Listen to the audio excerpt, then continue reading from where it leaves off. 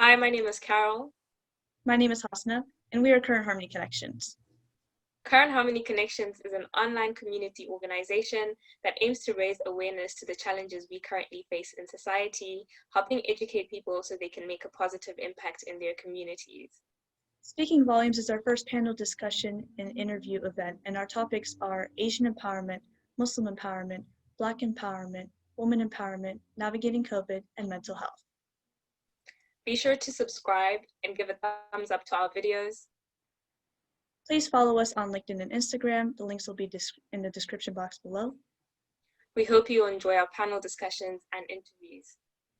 So thank you so much, Magic, for coming today to speak about Black empowerment here on the Current Harmony Connections channel. So let's get straight right into it.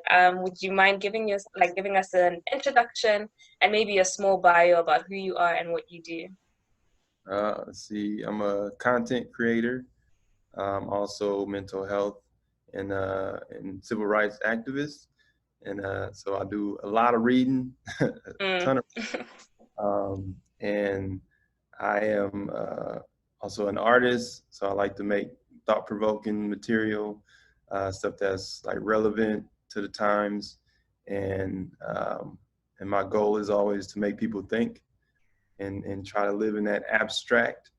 And my upbringing is originally from South Central LA, and moved to the Bay Area, went to Chico State, where I graduated from Humanities and Fine Arts major, and then back to LA, where I've been in the entertainment field. Happy to be here, ladies. Happy to be sharing and having a conversation.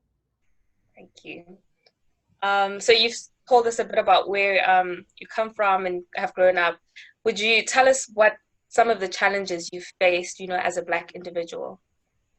I feel like the first is I would say the violence. No. I'm trying to get let's start with the public school system. Yeah. So I feel like there's a criminalization that happens within the public school system if you're coming up in places that are very where you're stereotyped easily. Mm-hmm. And like for myself, I remember one example is it took me a month and I saved up $12. And I remember I took it to school and I was just handing money out to the girl. And then and I remember and I got taken to the principal's office because they thought I was a drug dealer. And, oh my goodness. And I had to explain, like, no, I saved this money up. Like, yeah. This is not for $12. It's not for drugs. And they just swore I couldn't tell them any different. Yeah. And my mother had to go to the school and explain how I meticulously saved $12. $12. Wow. Still want to expel me, and it's like, and it's like, you guys, there's a barrier of what I've noticed of being a Black male. There's a barrier of, it's almost like you're in a fishbowl, mm-hmm.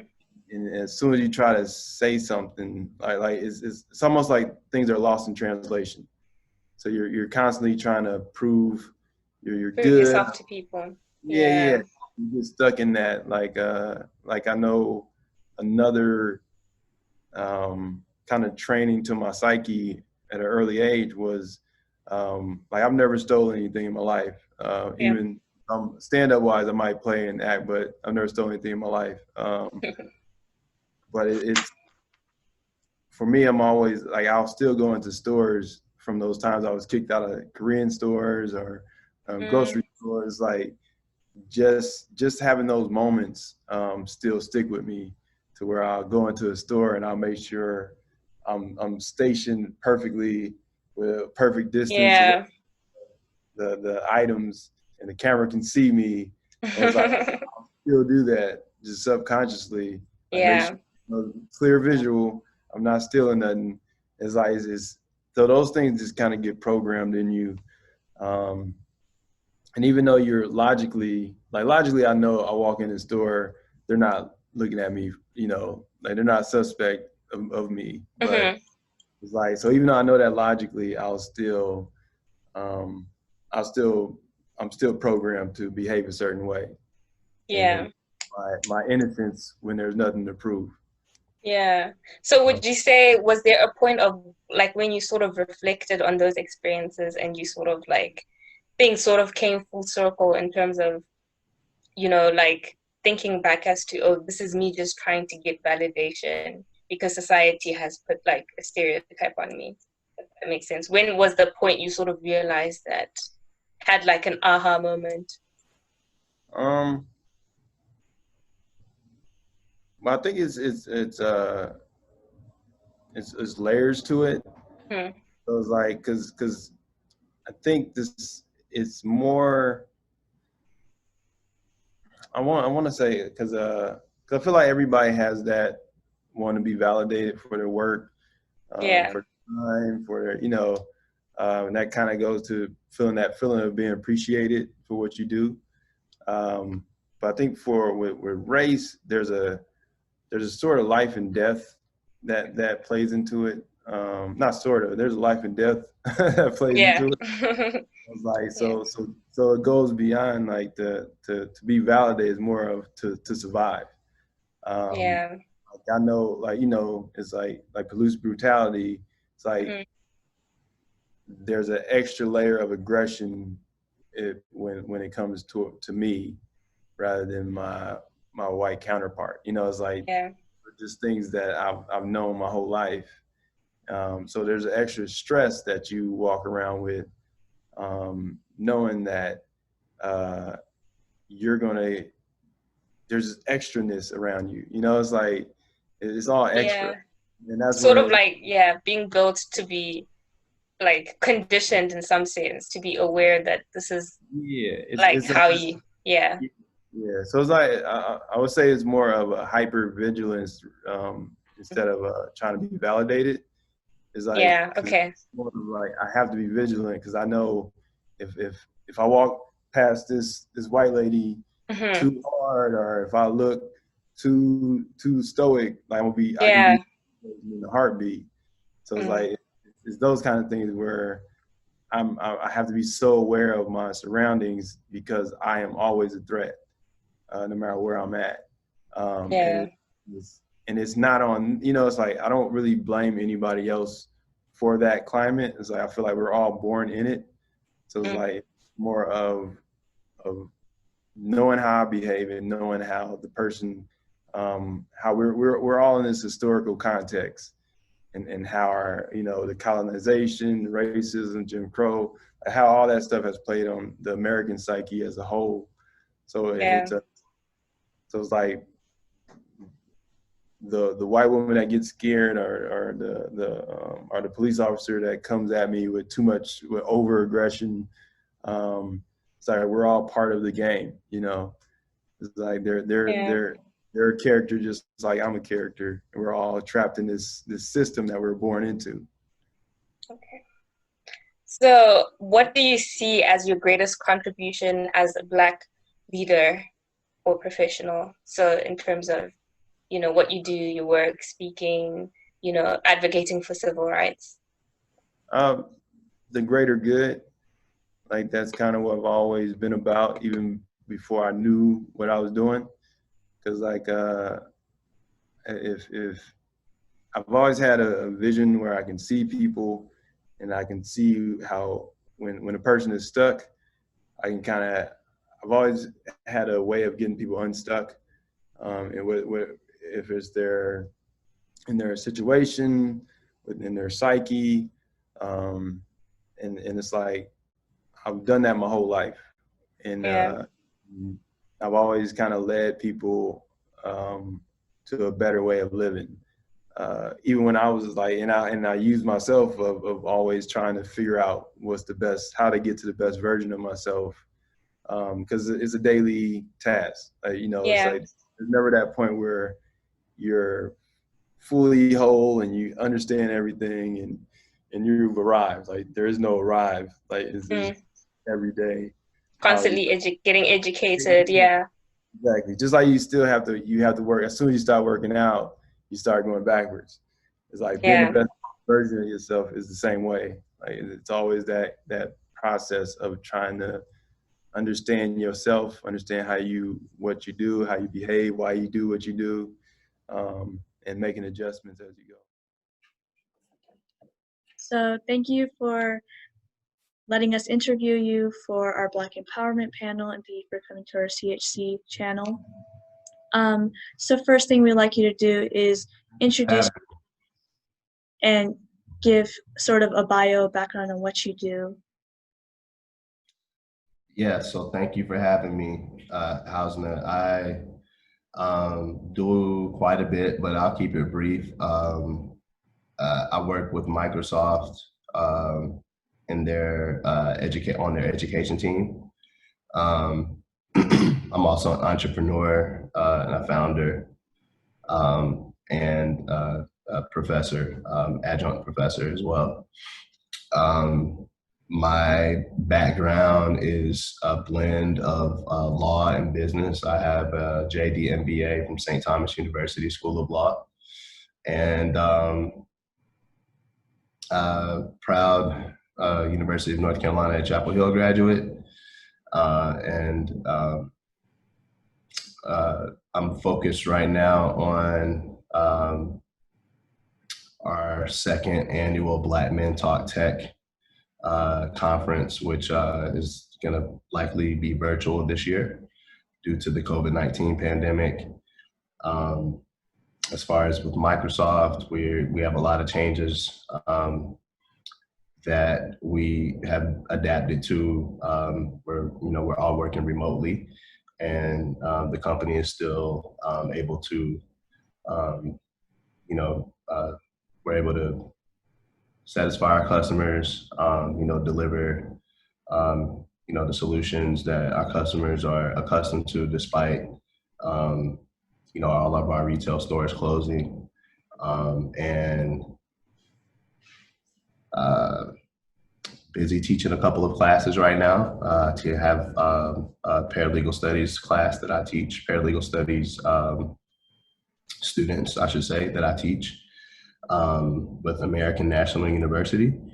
And I also teach in the School of Business at Miami-Dade College, where I'm teaching a leadership class right now. So that's, I guess, brief enough. That's impressive, because that seems like you have, a lot on your plate. You've like dabbled in everything. Yeah, so part of that is intentional. I'm one that likes to and believes that you should have a diverse portfolio, to the extent possible. Even though law is something that I knew I wanted to become a lawyer from the age of 14, and I did realize that goal. But I also realized as I got older that there were other things, even though I am very passionate about the law, there are other things that I'm passionate about as well. So I started to pursue those passions, and so that's why you hear, that I'm doing quite a few things. Yeah, no, that's very impressive. Thank you. So, yeah, no problem. Ready for coming. What do you think the future of the Black Lives Matter movement will look like? Well, like I said not too long ago, I hope it looks like, continues to look like what it's looking like now. Obviously, all in the vein of progress. I hope that we continue to see, for example, Black Lives Matter activists getting elected to Congress. I hope we continue to see sports across the world and across all leagues supporting, kneeling, right, as opposed to it politicizing it or not being in support of it. I hope that Colin Kaepernick has an opportunity to come back to the NFL and play football and be, I hope that progress continues to be made, murals continue to be painted, discussions like this continue to be had, and action continues to be, something that is not just talked about, but people are actually taking action. That's what I hope to see in the next, pretty much from here forward. Like I said, I hope it's not a fleeting moment. I hope it's something that is just like the civil rights movement. It was a long movement, and in some ways we're still in it. And I hope this is the same way. And with that, again, that progress that, for example, I use the civil rights movement that we've seen and again are kind of still in it, the same progress I hope to see with this movement as well. So that's what I hope to see. Definitely. So with all the issues regarding the Black Lives Matter movement, how do you think allies can support besides protesting? Well, again, I mean, allies, by being the change that you want to see is how allies can support and actually taking action behind their words. So actually, taking actions around inclusivity, inclusive hiring, and inclusive representation is what allies can do and continue to contribute hundreds of millions of dollars, which sounds like a lot, but it's not a lot for them. So, continue to contribute the money that they have, that they have not been contributing towards these causes, and continue to step it up and contribute towards these causes, 150, 200 million at a time. Make it continuing to make it a priority to, to learn and listen is what allies can do, and to also continuing to do what you just did, which is to ask how they can support and ask what they can do. So we can tell them, those things are very important, and that's what I hope to continue to see.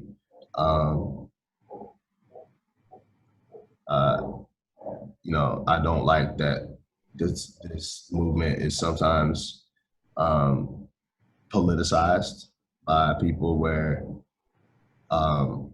it doesn't allow them to see the message and the behind what it is about. Just like if you try to politicize the civil rights movement, it's not going to allow you to see what the civil rights movement was about. So, these are very important causes that don't need to be politicized and need to be, there's going to be politics connected to it. But I think everyone can agree that until Black lives matter, not all lives matter, right? So, or all lives can't matter until Black lives matter. So I hope everybody can agree with that. So just in that vein, that's kind of, let's not politicize that message that all lives can't matter until Black lives matter. It's not a political thing. It's a real thing, and it's a real issue. So is there any specific words of wisdom or advice that you'd like to give to the people watching this panel or this video interview, including the Black community and their allies, besides, don't politicize and take action along with others? Any specific words of wisdom? Well, you just mentioned some that I already said, and I guess, and I could have a lot of words of wisdom, but as far as this, um, change starts with you. To everyone watching this, change starts with you, and change starts with what can you do, within your power to affect change, and that even extends to voting. So my advice would be for everyone to exercise your right to vote, not only in this upcoming election, presidential election, but on all these primaries that are now going on. Also, the early vote, if you're able. Um, Please exercise that right and realize how important it is. When it goes back to what I said, that what you can do to create and help make change. So um, I feel like changes need to be made, at the highest level. And so my best advice is, in order for that to happen, make sure to go vote. Yeah, I definitely agree that change starts with you. A lot of people, it's like the ripple effect. If you do something and you show support, other people will look at you as an example and they'll most likely do the same thing, rather than it be like the bystander effect where nobody does anything, so most likely nobody else will do anything either. I agree. So since you did, That's my advice. So since you co-founded Black Men Talk Tech and you are also a founding member of Black Innovation Alliance, can you please talk a little bit more about those two organizations, and if you have any future projects or plans in mind which you would like to let us know? Well, wow, with the Black Innovation Alliance, we have a lot of future plans. Essentially, we're going to expand our number of ISOs, independent service organizations, national ISOs. We have an aggressive goal to raise a lot of money in the name of Black innovation, but also to make that obviously make that money available for continuing to cultivate the movement that we're trying to create. So that's kind of broadly speaking. It's a lot that I can say. I mean, there's within the BIA, there are different independent service organizations that each have their own initiatives, which leads me into Black Men Talk Tech, which is why I am a member of BIA as a co-founder of Black Men Talk Tech. Our immediate focus right now is, we have had to pivot from being very excited to having an in-person second annual conference in October to having to pivot due to COVID-19. And so we're faced with, decision that everybody's faced with, essentially is doing things virtually or not. And so we're focused on, having a second conference, hopefully.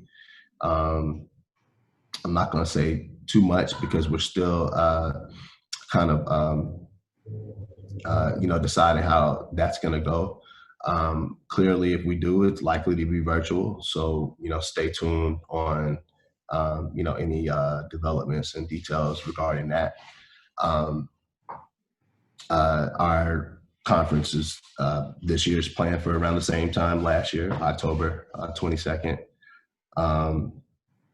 And what Black Men Talk Tech is an entrepreneurship collective of essentially up and coming, I don't want to say up and coming, but entrepreneurship collective of Black tech entrepreneurs and founders, emerging founders, I should say, um, who have the aspiration to collaborate, connect, have a safe space when it comes to our conferences, and facilitate access to funding, capital, investment, inclusion, when it comes to Black entrepreneurs. So that is, when I go into conferences and different events, a lot of times that are in the tech space, there are not many that look like me. And so, having a safe space for folks that look like myself to be able to, hopefully, come together, network, learn, collaborate, and again, do that as an entrepreneurship collective of Black men in a space where we're wildly underrepresented, and where venture capital is abysmal how low of a rate that is invested in Black founders like myself, Black male founders.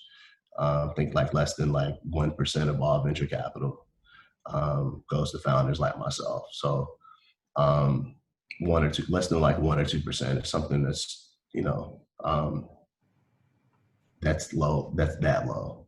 So we want to change that at Black Men Talk Tech, and we want to, the whole team of us, we're all co-founders of our own tech startups.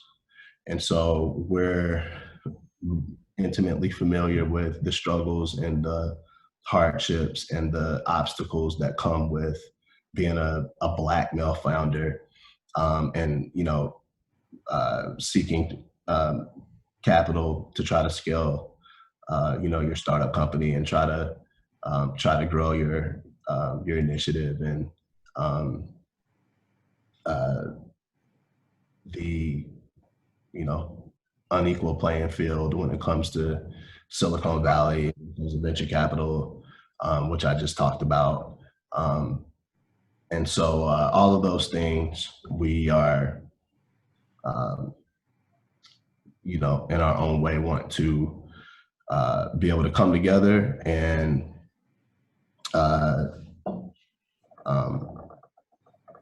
to the extent possible, address these issues and come up with solutions for, those that look like us.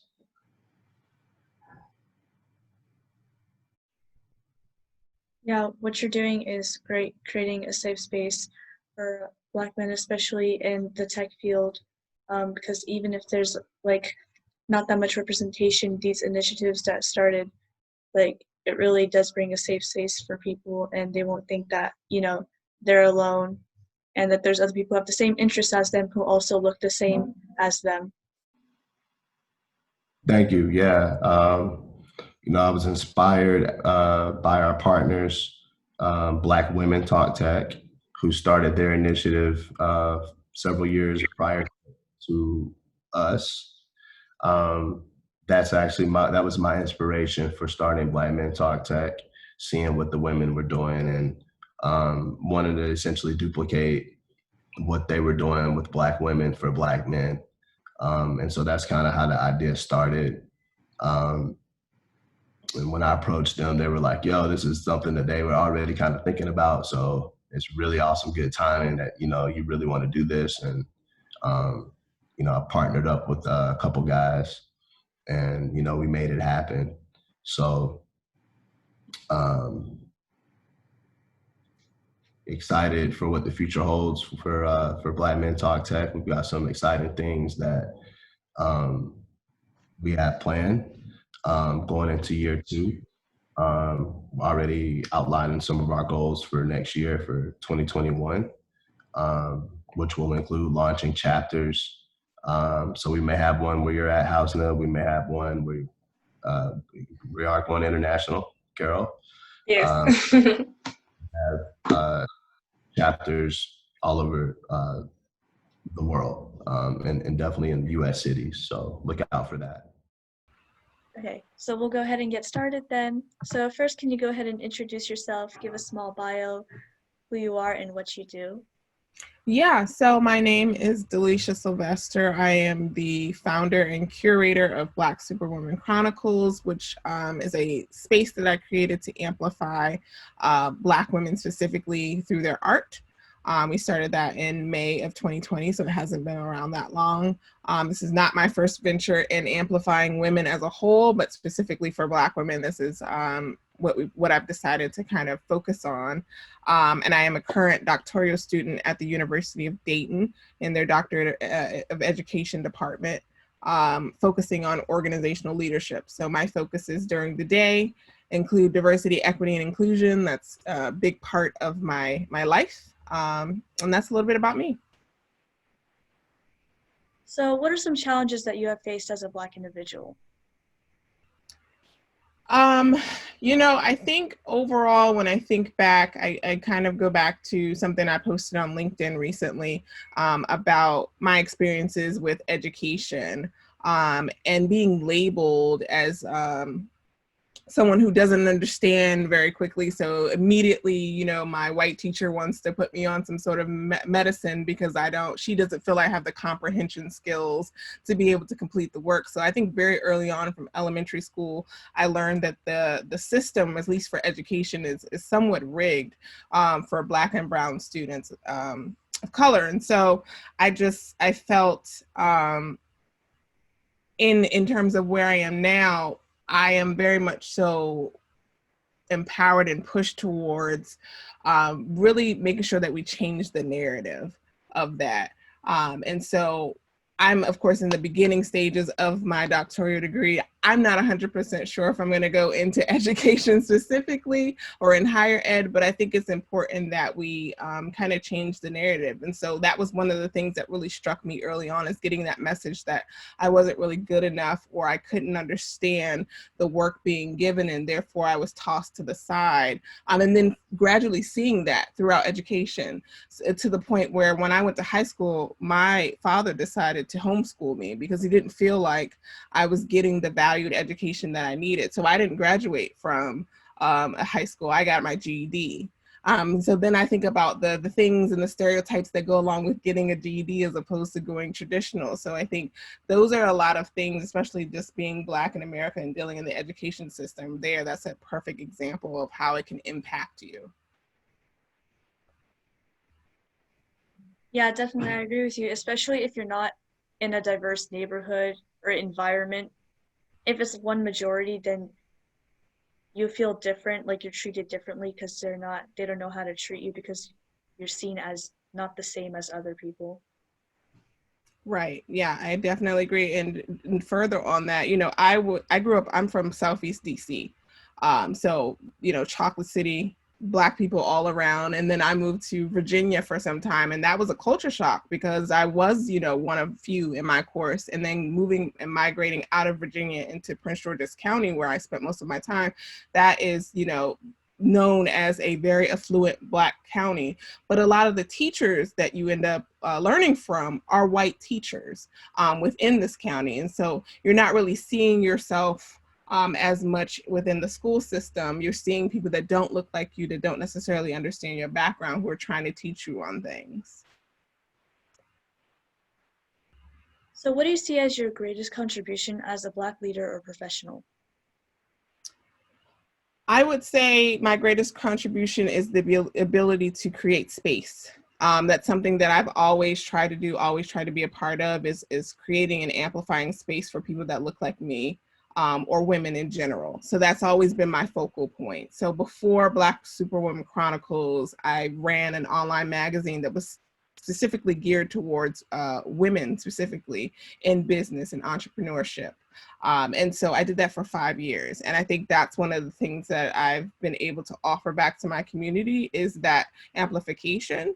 Because one of the things I always say is not everyone's going to be on the ground. Not everyone's going to be out in the street and protesting in that way. And I think there's different ways that you can protest the system that are helpful. So where I am today with Black Superwoman Chronicles and the people that I surround myself with and the people that uplift the work that we do, one of the things we try to make sure that we bring into whatever is mental health awareness and creating healing spaces. And so in conjunction with amplifying Black women in their art, their works, you know, their writings, all of those things, we also hold at least twice a month now Black Girl Collectives, where we get together and we talk about issues that are impacting us in our everyday life. And that space has really allowed us to get a lot of things out on the table. We can cry, we can yell, we can scream, we can argue, we can not agree, we can agree on something, but it always, we're brought back to the fact that we're Black women in America who are impacted by society on a daily basis in a number of different ways. And Black people, one of the things I say, Black people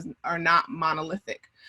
So we're not all the same. We don't experience society in the same way. We don't show up to work in the same way. We don't have the same, you know, things happen to us. Now, many of us are able to have some similar stories, but they all impact us differently. And that's why I think it's important to have the idea of storytelling and amplifying those things so that you can learn from each other, because we're all differently experiencing what's happening around us.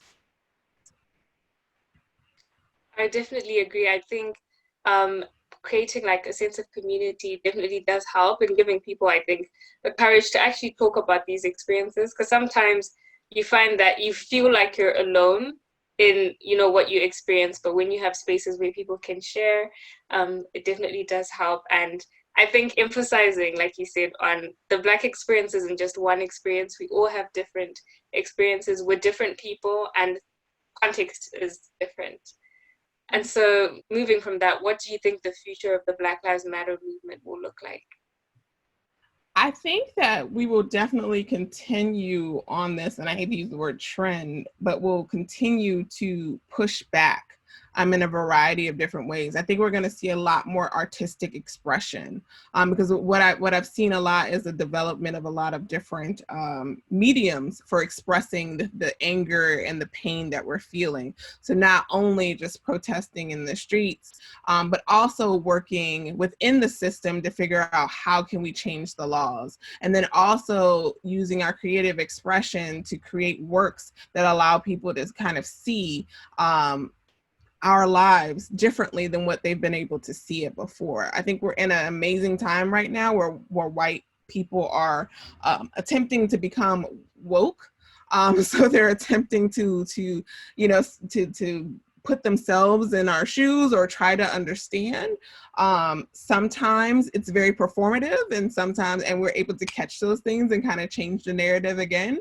But I think in many ways, it's very important. So when I think about the work that I do in my 9 to 5, my thought is I'm never using my personal story for you to learn from. There are enough works out there for you to be able to gather. And I have no problem with saying, hey, read this book, read this book, read this article. I'll share all of the resources because I have work to do even as a person of color, as a Black person specifically, with supporting other people of color and vice versa. So I'm constantly learning as well. But I think right now what we're seeing is this constant need to like learn. And what we need to do is hone in on like, don't just read the article, don't just read the book. What action are you going to take to continue forward the movement? And so how do you think allies can support besides protesting? I think allies protesting, it was a nice concept in the beginning, but now it just really feels performative. It feels like they're taking over a lot. And so I feel like some of the message is getting lost. in that. And so for me personally, I think the best thing allies can do is amplify the voices that have been silenced. And so continue to, like, if you have access to something, if you have access to funding, if you have access to diversify teams on your, you know, your exec board and your job structure, you know, do those things. That's the thing, that's the change that needs to happen. So it's twofold. It's like, yes, read and educate yourself, because one of the things I've been hearing a lot is, I didn't know this, you know, existed, or I didn't know that this was happening, or I thought this was, whatever the thing is that they thought. And so it's like, yes, read, talk, have affinity groups. All of those things are important. But then also, what are your action steps? How are you going to change your hiring structure? How are you going to change the various things that are impacting my community where we don't have access to things? How are we going to change the education system? Like, what are we doing there? So it's very much important to kind of figure out those pieces as well. Definitely. I think it's, you know, people need to understand what their privilege, the privilege that they have, you know, in the lives that we all live, and acting daily, like you said. It's not a one-time thing where it's like, if you do something today, you fix the problem, if that makes sense. So yeah. Do you have any words of wisdom or advice that you'd like to give to the people watching this panel, including the Black community and their allies? Yeah, I think words of wisdom is just to keep pressing and keep fighting, and to know that the things that you are doing are just as impactful as someone who's standing on the front lines in the streets. So I think that's the piece that I've really found sometimes gets lost, is that we think we have to be out on the front lines. I have 2 children, so I have to think about more than myself. And sometimes that means that I can't stand at the front line. But if that means I can sign something that gets a law changed, and make sure I'm voting and making sure I'm using my voice in that way, creating space, amplifying spaces that are already created, making sure that those people get shine because they haven't, because of the way our systems are imbalanced. Those are the ways you can continue to press forward in the movement, and just keep doing the things that you're doing, because they all matter. And at the end of the day, the other thing that matters within that is yourself. So take care of yourself and take a step back, because we're constantly bombarded with images. Yeah. There was a man that was shot in the back, I think in Wisconsin, if I'm remembering correctly, just happened. Like, we're constantly bombarded with these images. Like, people are still being killed and still dying, and injustices are still happening, but you still have to take a break for self. You deserve that. Yeah. You push the movement forward if you're gone. So that's very important. Definitely. And so, do you have any plans, future plans with Black Superwoman Chronicles? Anything you'd like to share? Yeah, no, so we're currently working on a couple of campaigns. You know, we're really trying to figure out the best way to amplify. We're focusing on possibly doing some spoken word things as it relates to poetry. We're thinking of course, coming out with merchandise and things like that, so that we can support the brand, as well as hopefully support others, the writers that write for our online blog space. We're looking to have more impactful events alongside mental health, the mental health community, so therapists and counselors, because some of the subject matter, I'm sure you can guess, that we talk about within our, you know, Black Girl Collective can be very heavy. And so we just want to make sure that we're setting everyone up to be taken care of, and making sure their mental health is taken care of. So we'll just keep continuing on and listening to our audience and seeing what it is that they need from us. Yeah, definitely. That we'll look forward to. We would like to thank you for coming today and letting us interview you, especially on such short notice. I mean, our mission for CHC is to encourage people to tell their stories and support them, so that other people can look at it and take it as an example, and also that they don't feel alone or things like that. And we want to really raise awareness to the current social problems that are going on right now. Yeah, thank you so much for reaching out. I appreciate it, and so proud of the work at what you're doing, being so young. I love that. I wish I had half of that when I was like your age.